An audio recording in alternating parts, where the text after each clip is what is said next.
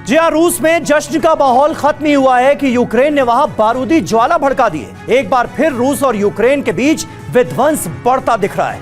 Ukraine ने Kursk को drone और मिसाइल से दहला दिया है। ऐसे में पुतिन की सेना ने भी यूक्रेन पर हमले तेज कर दिए हैं। इस वक्त रूस डोनेट्स्क से लेकर चेर्निहिव तक बारूद बरसा रहा है। खबर है कि ट्रंप की शपथ से पहले पुतिन ने एक तय इलाके पर कब्जे का लक्ष्य तय कर दिया है और पुतिन के इस मिशन में उसका सबसे करीबी और वफादार दोस्त लुकाशेंको भी शामिल हो गया है।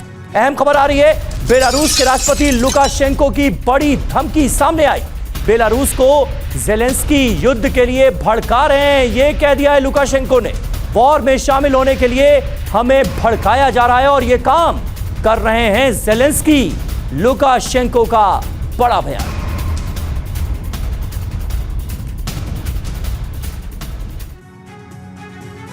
तो अब सवाल यह है कि क्या रूस यूक्रेन जंग में बेलारूस भी कूदेगा? बेलारूस क्या डायरेक्टली इन्वॉल्व होने जा रहा है इस जंग में? राष्ट्रपति लुकाशेंको की ज़ेलेंस्की को बड़ी धमकी। बेलारूस को जंग के लिए उकसाया जा रहा है। जंग में शामिल होने के लिए ज़ेलेंस्की हमें भड़का रहे हैं। बेलारूस के खिलाफ गलत बयानबाजी कर रहे हैं ज़ेलेंस्की। ज़ेलेंस्की ने कहा था कि बेलारूस में तानाशाह की सरकार है। लुकाशेंको का जवाब, बेलारूस की तानाशाही यूक्रेन के लोकतंत्र से कहीं बेहतर है।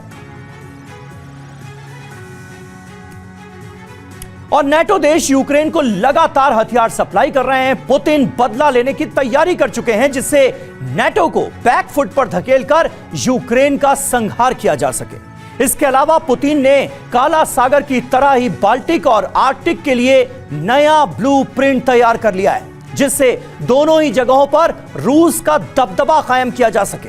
पुतिन के ब्लूप्रिंट पर नेटो की बेचैनी बढ़ गई। नेटो ने बाल्टिक से लेकर आर्कटिक तक घेराबंदी शुरू कर दी है जिसको रोकने के लिए पुतिन ने कई ऐसे फैसले लिए हैं जो यूरोप को महायुद्ध की आग में झोंक सकते हैं।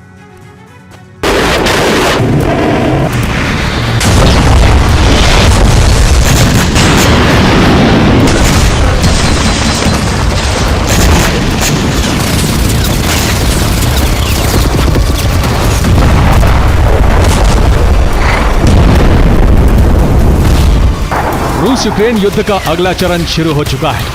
साल की शुरुआत में ही संकेत मिलने लगे हैं कि यह युद्ध पूरे यूरोप में विनाश का कारण बन सकता है।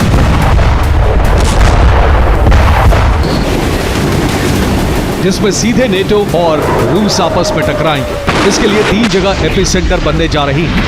पहला एपिसेंटर काला सागर, जहां नेटो से रूस टकरा रहा है। हालांकि यूक्रेन को बैकडोर से मदद करके नेटो रूस को खाक में मिलाने का मंसूबा पाले हुए है।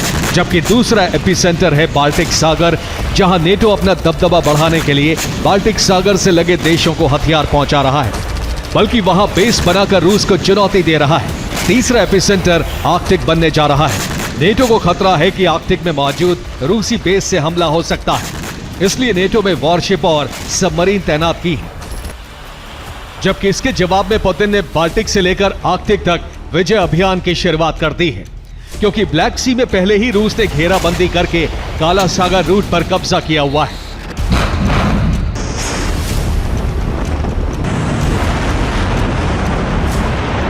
बाल्टिक और आर्कटिक में नेटो के षड्यंत्र के बारे में रूस की खुफिया एजेंसी ने एक रिपोर्ट तैयार की है। इस रिपोर्ट में नेटो की हर गतिविधि के बारे में जानकारी। वॉर रूम में पुतिन ने रिपोर्ट की स्टडी की, जिसके बाद नेटो को बाल्टिक और आर्कटिक से पीछे धकेलने का ब्लूप्रिंट बनाने का निर्देश क्रेमलिन को दे दिया गया है। काला सागर जैसा दबदबा पुतिन बाल्टिक सागर में भी चाहते हैं, जबकि आर्कटिक में रूस पहले से ही मजबूत स्थिति में है। दरअसल यही नेटो के लिए संकट वाली स्थिति है, क्योंकि रूस ने प्लान पर काम भी शुरू कर दिया है।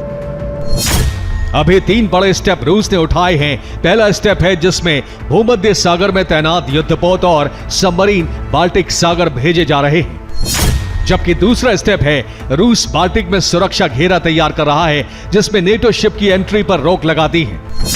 तीसरा स्टेप है आर्कटिक रीजन में मौजूद आइस ब्रेकर शिप को ग्रीनलैंड की तरफ रवाना कर दिया है। इसके अलावा चौथा स्टेप है पुतिन ने आर्कटिक में मौजूद अपने सैन्य ठिकाने वॉर रेडी मोड पर डाल दिए हैं। पुतिन ऐसे ब्लूप्रिंट पर काम कर रहे हैं जिससे बाल्टिक से लेकर आर्कटिक तक नेटो के नेटवर्क को खत्म किया जा सके। रूस बाल्टिक रीजन में मौजूद देशों की गैस सप्लाई पूरी तरह से बाधित कर देना चाहता है। साथ ही समंदर में मौजूद पावर और इंटरनेट केबल भी काटकर उन्हें संकट की स्थिति में डाल देना चाहता है। इसके लिए नेटो को जिम्मेदार ठहराएगा, जिससे यूरोप के देशों में टकराव बढ़ने के आसार हैं। वैसे भी 2 मुद्दों पर नेटो देशों में दरार पड़ चुकी है।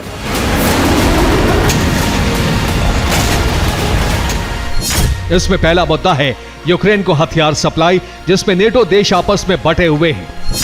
दूसरा मुद्दा है यूरोपीय देशों को गैस सप्लाई का संकट। इसे लेकर भी यूरोप के देश बंट चुके हैं, क्योंकि कई देशों को लग रहा है कि अगर यूक्रेन को पुतिन जीत लेते हैं तो वो आगे दूसरे देशों पर हमला करेंगे।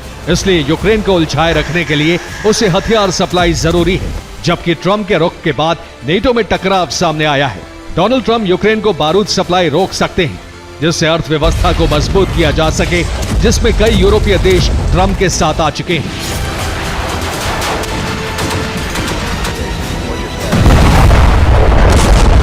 नेटो में पड़ी दरार का फायदा उठाने के लिए पुतिन ने बाल्टिक से लेकर आर्कटिक तक प्लान बना लिया है, जिससे नेटो का दबदबा कम किया जा सके। रूस ने बाल्टिक सागर पर कब्जे का ब्लूप्रिंट बना लिया है। रूस ने एक रेड लाइन बनाई है जहां तक वो अपना कब्जा करना चाहता है। ब्लूप्रिंट के तहत रूस सबसे पहले बाल्टिक में बिछी पावर केबल को तबाह कर सकता है, जो बाल्टिक और नॉर्डिक देशों तक जाती है। इसके अलावा इंटरनेट केबल को भी विस्फोटक से उड़ा सकता है, जिससे बाल्टिक देशों में इंटरनेट सर्विस बंद हो जाए। इसके अलावा अगर लाल घेरे में कोई भी नेटो वॉरशिप घुसा तो उसे हमला करके तबाह कर दिया जाएगा। इसके लिए कैलिनिनग्राड में मिसाइल वॉर रेडी कर दी गई है। साथ ही रूस अपने वॉरशिप बाल्टिक में तैनात करके बाल्टिक में नेटो शिप की एंट्री पर रोक लगाने की तैयारी कर रहा है। सिर्फ बाल्टिक ही नहीं, आर्कटिक में भी रूस और नेटो में टकराव के संकेत हैं, क्योंकि पेंटागन की एक रिपोर्ट से खुलासा हुआ था कि रूस आर्कटिक में कुछ बड़ा करने वाला है, जिसकी जासूसी कराने के लिए अमेरिका ने टोही विमान आर्कटिक भेजे थे। जिसके बाद अमेरिका ने दावा किया था कि रूस जल्द ही परमाणु परीक्षण करने की तैयारी में है।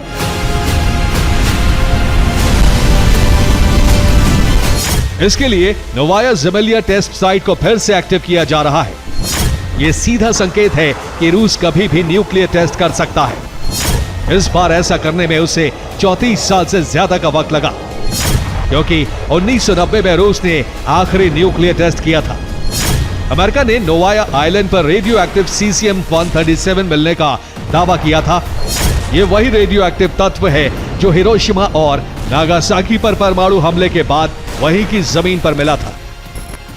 अगर इस रिपोर्ट को आधार मानकर नेटो रूस पर हमला करता है तो आर्कटिक से परमाणु युद्ध शुरू हो सकता है। इसलिए आर्कटिक से नेटो को खदेड़ने के लिए रूस ने तैयारी शुरू कर दी है।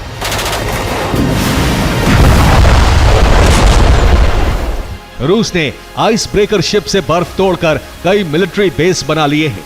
यहां तक कि साइलो में इंटरकॉन्टिनेंटल बैलिस्टिक मिसाइल को अलर्ट मोड पर डाल दिया है। इसके अलावा अंडरग्राउंड एटमी लैब में न्यूक्लियर हथियार बनाए जा रहे हैं, जिसे लेकर आर्कटिक में नेटो आक्रामक है। नॉर्डिक देशों से बड़े हमले की तैयारी है। नॉर्वे, स्वीडन, फिनलैंड में नेटो ने मिलिट्री बेस बना लिए हैं, जिनके टारगेट पर आर्कटिक रीजन में मौजूद रूसी बेस है, जिसमें पहला टारगेट है कोला मिलिट्री बेस। ये रूस का सबसे बड़ा बेस है। टारगेट नंबर 2 है RITM न्यूक्लियर रिएक्टर, जिसे रूस ने 2 साल पहले शुरू किया था। इसके बाद रूस के 12 एयर बेस टारगेट पर हैं, जो आर्कटिक में है, जहां से रूस नेटो पर हमला कर सकता है। आर्कटिक में मौजूद रूस के 3 सबमरीन बेस भी टारगेट पर हैं, जहां रूस की न्यूक्लियर सबमरीन तैनात है। टारगेट नंबर 5 है एक एरियल ड्रोन बेस। इन्हें तबाह करके नेटो आर्कटिक में रूस की सैन्य ताकत तबाह कर देना चाहता है। लेकिन पुतिन नॉर्डिक, बाल्टिक, काला सागर और आर्कटिक तक अपना दबदबा कायम करना चाहते हैं। रूस को कोल्ड वॉर से पहले वाले सोवियत संघ जैसा बनाना चाहते हैं। इसके लिए वो पिछले 10 साल से काम कर रहे हैं। यूक्रेन की तबाही, जिसका पहला ट्रेलर है।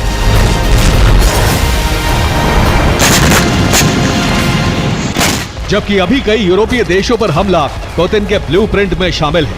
जाहिर है ऐसे में नेटो से टकराव होना तय माना जा रहा है। नेटो भी लगातार मिलिट्री बेस पर सैनिकों और फाइटर जेट की संख्या बढ़ाकर रूस की घेराबंदी कर रहा है, जबकि पलटवार के लिए रूस ने बाल्टिक से लेकर आर्कटिक तक अपने एटमी बेस अलर्ट मोड में डालकर धमकी दी है कि वो परमाणु तबाही लाने के लिए तैयार है।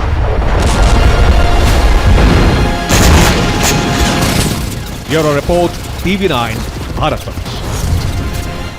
और अहम खबर आ रही है, रूस के सारातोव में यूक्रेन ने बड़ा हमला किया है। सारातोव के ऑयल डिपो पर ड्रोन अटैक हो गया है। सारातोव पर 40 से ज्यादा ड्रोन से हमला हुआ है। ये देखिए तस्वीरें। यूक्रेन के हमले में रूस में बड़ी तबाही की खबर सामने आ रही है। सारातोव के ऑयल डिपो को 40 से ज्यादा ड्रोन अटैक में उड़ा दिया गया है।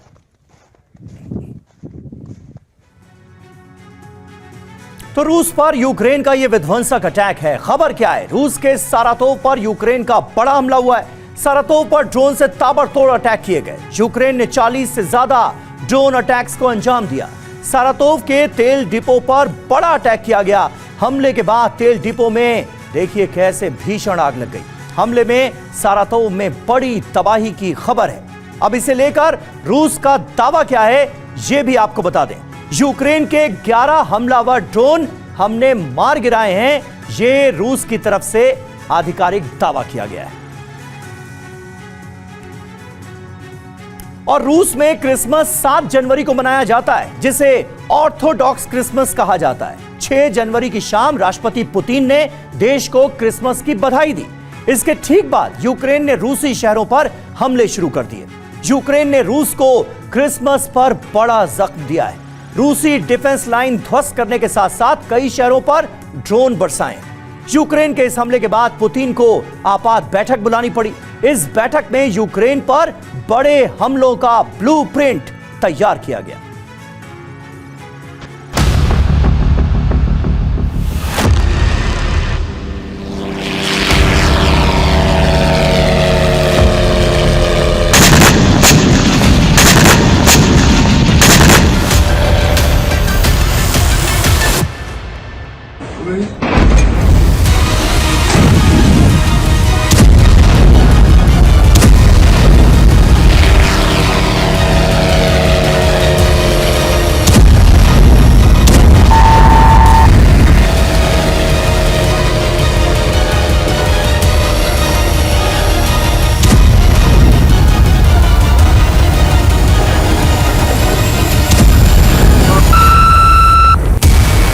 ऑर्थोडॉक्स क्रिसमस की पूर्व संध्या पर रूस के राष्ट्रपति मॉस्को में कैंडल जला रहे थे।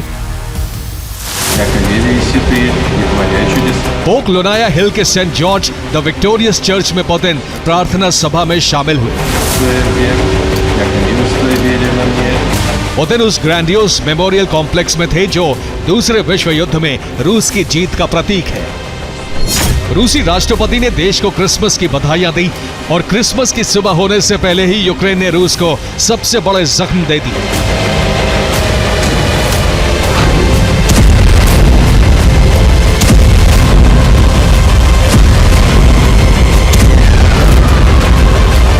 जब पुतिन क्रिसमस की तैयारी कर रहे थे, उसी वक्त यूक्रेन ने रूस के सीमाई शहर बेलगोरोद पर ड्रोन हमले शुरू कर दिए। इसके साथ ही 6 जनवरी को यूक्रेन ने रूस के 6 एयर डिफेंस सिस्टम हमले करके नष्ट कर दिए। रूसी रेलवे ट्रैक को ध्वस्त करने के लिए यूक्रेनी एजेंट्स ने धमाके करके ट्रैक उड़ा दिए। क्रिसमस की पूर्व संध्या पर रूस के नियंत्रण वाले यूक्रेनी इलाकों से लेकर रूसी शहरों तक बारूद बरसाया गया। यूक्रेन ने सबसे पहले रूस के सीमाई शहर बेलगोरोद को टारगेट बनाया। बेलगोरोद में यूक्रेन का ड्रोन एक सिविलियन कार पर गिरा।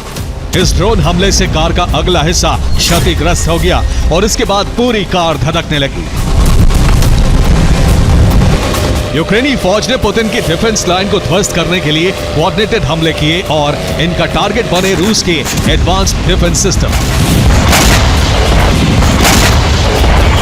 यूक्रेन ने 6 जनवरी को रूस के 6 डिफेंस सिस्टम नष्ट कर दिए।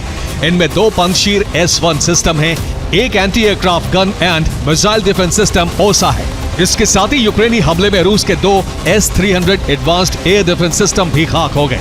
इन सभी सिस्टम की कीमत 3000 करोड़ रुपए है।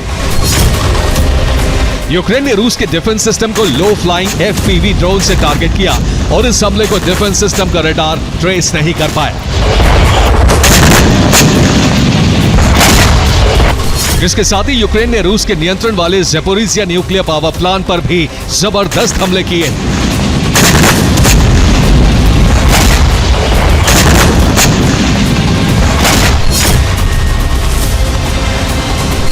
दो 2022 से यह प्लांट रूसी सेना के कब्जे में है और 6 जनवरी को यूक्रेनी ड्रोन फोर्सेस ने इस प्लांट पर ड्रोन हमले किए।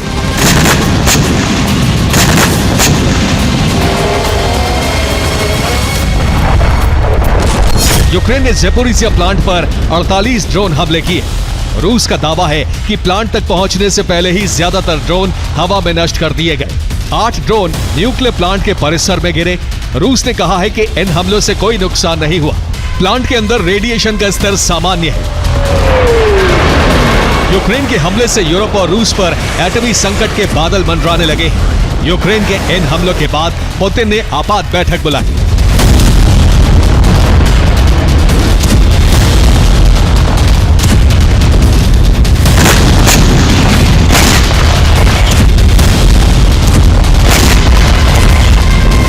आपात बैठक में पुतिन ने यूक्रेन के हमलों का ब्यौरा लिया।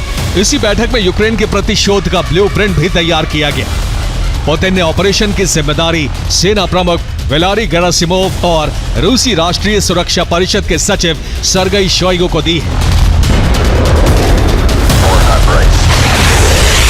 माना जा रहा है कि ऑर्थोडॉक्स क्रिसमस की रात यानी 7 जनवरी की रात यूक्रेन पर बड़े हमले किए जा सकते हैं और इनका टारगेट पश्चिमी देशों के हथियार गोदाम सहित यूक्रेन के ड्रोन और मिसाइल लॉन्च सेंटर हो सकते हैं।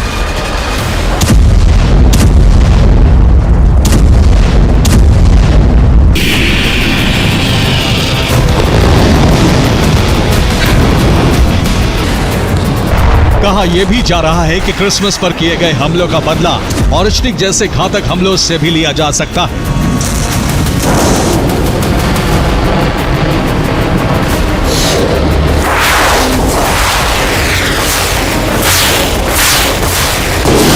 रूस मिसाइल और ड्रोन हमले तभी कर रहा है जब उसके शहरों पर यूक्रेन के ड्रोन या मिसाइल हमले होते हैं।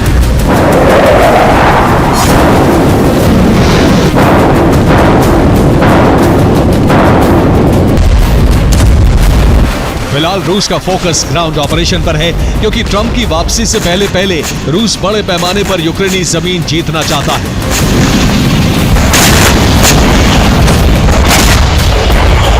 5 जनवरी को ही रूस ने डोनेट्स्क के कुराखोव पर कब्जा कर लिया।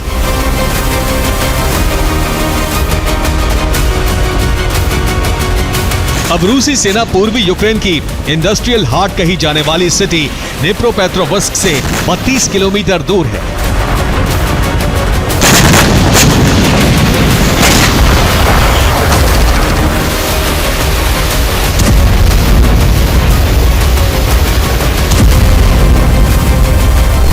रूसी सेना पोक्रोव्स्क की ओर बढ़ रही है। पोक्रोव्स्क के लोग घर खाली करके जा रहे हैं। पोक्रोव्स्क की आबादी 60,000 थी, लेकिन अब वहां केवल 11,000 लोग ही बचे हैं। इसके साथ ही नीप्रो इंडस्ट्रियल एरिया पर भी खतरा मंडराने लगा है।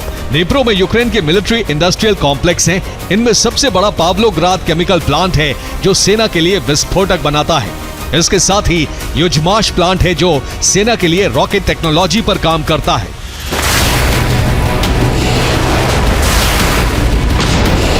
नीप्रो पर कब्जा होते ही रूस यूक्रेनी सेना के अहम ठिकानों पर नियंत्रण कर लेगा। 6 जनवरी को रूस ने यूक्रेन की फ्रंट लाइन पर भीषण हमले किए।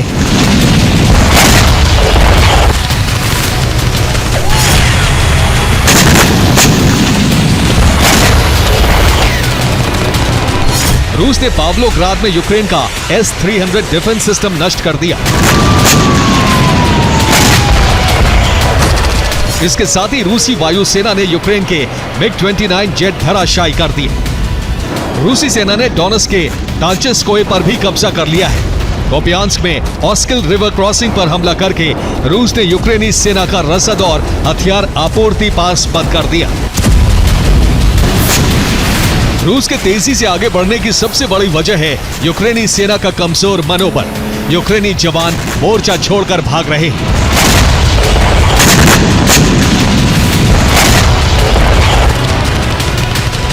फ्रांस से ट्रेनिंग लेकर लौटे 1700 यूक्रेनी पोक्रोवस्क मोर्चा छोड़कर भाग गए। इसके साथ ही फ्रांस में ट्रेनिंग के लिए भेजे गए करीब 2000 जवान ट्रेनिंग सेंटर से ही भाग निकले। जमीनी जंग में यूक्रेन के सामने संकट बढ़ता जा रहा है। इसके साथ ही रूसी सेना के मिसाइल हमलों से उसके हथियार भी तेजी से नष्ट हो रहे हैं। Bureau report, TV9 Bharatvarsh. और अहम खबर है, कुर्स्क में रूस और यूक्रेन के बीच चल रही है भीषण जंग। रूसी सेना की छावनी पर बड़ा हमला हो गया है। कुर्स्क में यूक्रेनी सेना को बढ़त मिलती हुई नजर आ रही है। एक बार फिर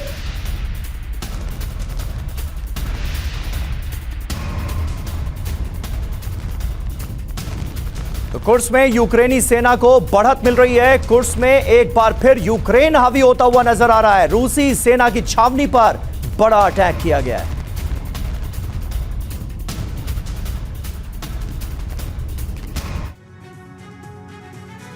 तो कुर्स्क में बारूदी प्रहार हो रहे हैं। अब आर पार की जंग चल रही है कुर्स्क के अंदर। हो क्या रहा है, आइए पूरी डिटेल आपके सामने रखते हैं। कुर्स्क में रूस यूक्रेन की सेना दरअसल आमने सामने है। यूक्रेनी सेना ने रात भर हमले किए हैं। यूक्रेनी सेना को कुर्स्क में बढ़त मिलती नजर आ रही है। पिछड़ने के बाद कुर्स्क में यूक्रेन एक बार फिर आगे बढ़ा है। रूस नॉर्थ कोरिया को यहां भारी नुकसान हुआ है। कुर्स्क में नॉर्थ कोरिया के 10,000 से ज्यादा सैनिक मौजूद हैं। और 24 घंटे पहले तक कुर्स्क में यूक्रेन आर्मी चारों तरफ से फंसी हुई नजर आ रही थी, जो अब फ्रंट फुट पर आ चुकी है। यूक्रेन की ग्राउंड फोर्स ने पुतिन सेना पर हमला कर उसके 2 इलाकों पर कब्जा जमा लिया है। यूक्रेन की इस कामयाबी की वजह नाटो के टैंक माने जा रहे हैं, जो एक बार फिर कुर्स्क की जमीन पर उतर चुके हैं। दरअसल ज़ेलेंस्की ने नाटो टैंकों के जरिए कुर्स्क न्यूक्लियर प्लांट पर कब्जे का रोड मैप तैयार किया है, जिसकी खबर पुतिन को भी है।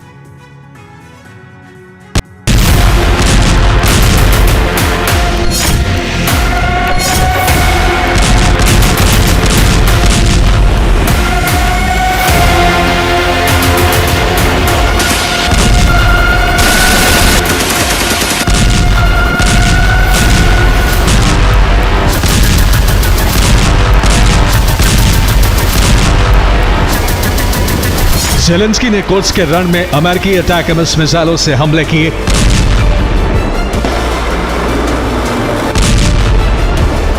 ब्रिटेन की स्टॉर्म शैडो से कुर्स्क में मौजूद रूसी सैनिकों को दहलाया। लेकिन कब्जे के बाद यूक्रेन लगातार कुर्स्क की जमीन गंवाता जा रहा था, मगर अब बाजी एक बार फिर पलटने लगी है।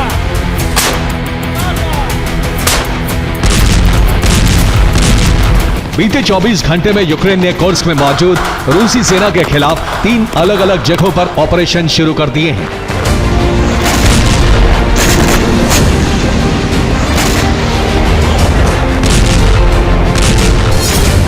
यूक्रेन ने कुर्स्क के मलाया लोकन्या, बोल्शोई सोल्दात्यकोय और बर्दिन पर बड़ा हमला किया है। हमले के बाद यहां मौजूद 2 गांवों पर कब्जा कर लिया है। दावा है कि यूक्रेन ने हमले में रूस की 3 बटालियन खत्म कर दी, वहीं 16 टैंक तबाह कर दिए हैं।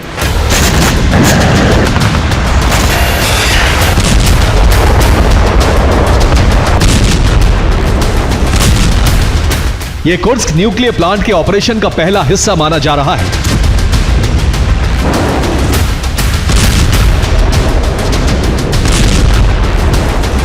दरअसल ज़ेलेंस्की ने कुर्स्क न्यूक्लियर प्लांट पर कब्जे की आखिरी जंग शुरू कर दी है और ये उसी की पहली किश्त है।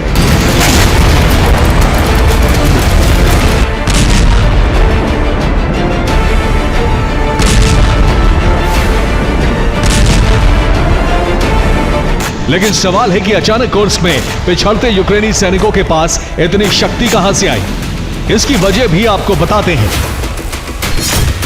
ज़ेलेंस्की ने कुर्स्क के मैदान में अमेरिकी अब्राम्स टैंक, ब्रिटेन के चैलेंजर 2 टैंक और जर्मनी के शक्तिशाली लेपर्ड टैंक को उतार दिया है, जो इस वक्त कुर्स्क की जमीन पर रूसी सैनिकों को रौंदते हुए आगे बढ़ रहे हैं।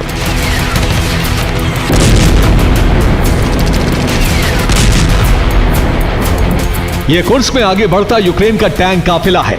जिसने 48 घंटे पहले ही कुर्स्क की जंग में एंट्री ली है। दावा है कि इसमें अब्राम्स और चैलेंजर 2 जैसे टैंक शामिल हैं।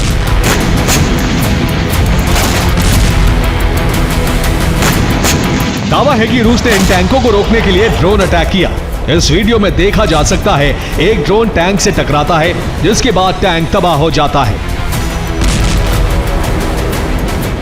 दावा है कि रूसी हमले में यूक्रेन के 2 चैलेंजर टैंक तबाह हो गए, लेकिन बाकी का पूरा काफिला अपने लक्ष्य तक पहुंच चुका है। दरअसल सुमी बॉर्डर से कुर्स्क जाने वाली जिस सप्लाई लाइन को रूस ने 3 महीने पहले बंद कर दिया था, रविवार की सुबह 9 बजे यूक्रेनी टैंकों ने इसे ध्वस्त कर दिया, जिसके बाद यूक्रेन के टैंकों का काफिला कुर्स्क में घुस गया।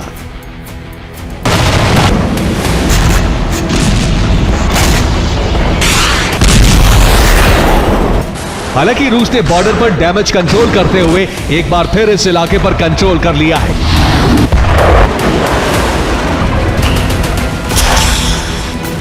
लेकिन वो कुर्स्क न्यूक्लियर प्लांट पर कब्जे के प्लान को शुरू होने से नहीं रोक पाया।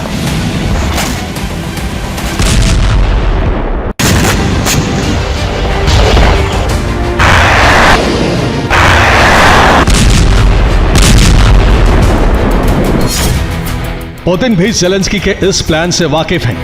उन्होंने ज़ेलेंस्की के षड्यंत्र को ध्वस्त करने के लिए अपने टॉप जनरल और देश के उप रक्षा मंत्री यूनुस बेक येवकोरोव को कुर्स्क भेज दिया है। यूनुस येवकोरोव ने कुर्स्क में मौजूद रूसी कमांडर्स के साथ बैठक की। येवकोरोव ने कमांडर्स के साथ न्यूक्लियर प्लांट की सुरक्षा पर चर्चा की। उन्होंने यूक्रेनी कब्जे वाले इलाके से कुर्स्क न्यूक्लियर प्लांट तक के इलाके को खाली करवाने का आदेश दिया है, ताकि रूस इस पूरे इलाके को कब्रिस्तान बना सके।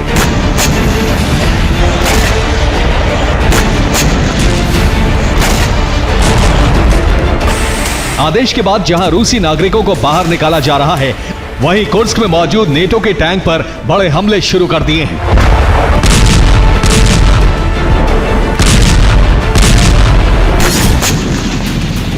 कुर्स्क में मौजूद ये यूक्रेन का चैलेंजर टैंक है, जिस पर रूस ने ड्रोन से बम गिराया, जिसके बाद यूक्रेनी सैनिक टैंक छोड़कर भागते नजर आए। ये वीडियो भी कुर्स्क का है, जहां रूस ने यूक्रेनी टैंक को तबाह कर दिया।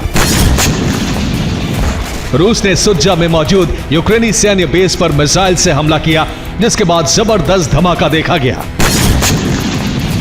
रूस ने कुर्स्क में Ka-52 हेलीकॉप्टर से हमले शुरू कर दिए हैं। ये हमले आगे बढ़ते यूक्रेनी काफिलों पर किए जा रहे हैं।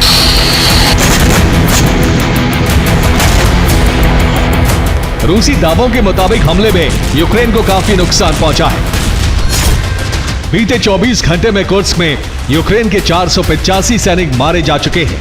10 टैंक, 7 इन्फेंट्री व्हीकल और 14 बख्तरबंद वाहन रूस ने जलाकर खाक कर दिए।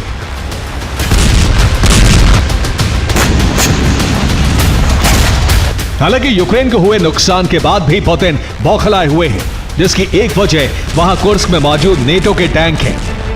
वहीं कोरियाई सैनिकों को हुआ बड़ा नुकसान भी उन्हें परेशान कर रहा है। दरअसल किम जोंग ने कुर्स्क में 12,000 जवान लड़ने के लिए भेजे थे। दावा है कि इसमें से 3,800 सैनिकों की मौत हो चुकी है।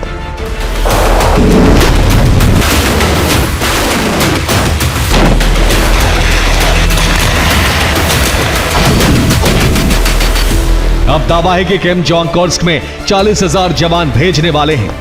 माना जा रहा है कि पुतिन इन सैनिकों को न्यूक्लियर प्लांट की तरफ बढ़ते यूक्रेनी सैनिकों को रोकने के अभियान में लगाने वाले हैं। यानी ट्रंप की शपथ से पहले कुर्स्क की रणभूमि बारूद की प्रचंड अग्नि में झुलसने वाली है। Bureau report, TV9 Bharatvarsh. और इस वक्त एक बड़ी खबर आ रही है। राजधानी कीव पर रूस का बड़ा हमला हुआ है। कीव पर रूस की सेना ने बमबारी की है। कीव में जगह जगह सायरन की आवाज भी सुनाई दे रही है। राजधानी कीव को निशाना बनाया गया है रूस की तरफ से। रूस की सेना की बमबारी की खबर आ रही है। यूक्रेन की राजधानी कीव को रूस ने बनाया है निशाना और पुतिन की सेना ने यहां कर दी है बमबारी। तस्वीरें इस वक्त आपके सामने।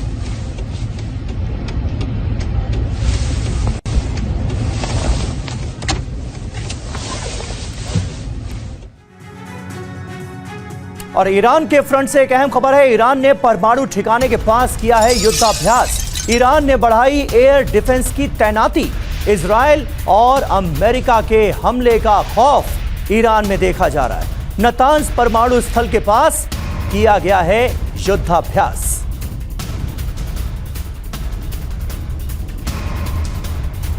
तो उसी युद्धाभ्यास के दौरान की ये तस्वीरें इस वक्त TV9 भारतवर्ष पर हम आपको दिखा रहे हैं। नातांज परमाणु स्थल के पास ये युद्धाभ्यास किया गया है।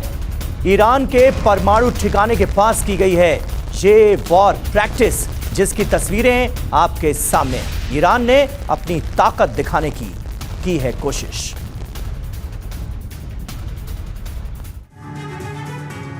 और आइए अब आपको बताते हैं कि ईरान के एटमी प्लान को लेकर IAEA ने क्या रिपोर्ट दी है। एटम बम बनाने के करीब है ईरान। कभी भी परमाणु हथियार बना सकता है ईरान। अभी 12 परमाणु हथियार बनाने में ईरान सक्षम है, ये IAEA मान रहा है। कहा गया है बढ़ा रहा है यूरेनियम भंडार ईरान लगातार। ईरान के पास पहले से 60% यूरेनियम भंडार मौजूद है। 90% तक यूरेनियम का भंडारण जल्द मुमकिन है। पहले एक महीने में 5 से 7 किलो यूरेनियम की बढ़ोतरी हुई। अब एक महीने में करीब 50 किलो का भंडारण ईरान ने किया है। IAEA के हवाले से ये अहम जानकारियां सामने आई।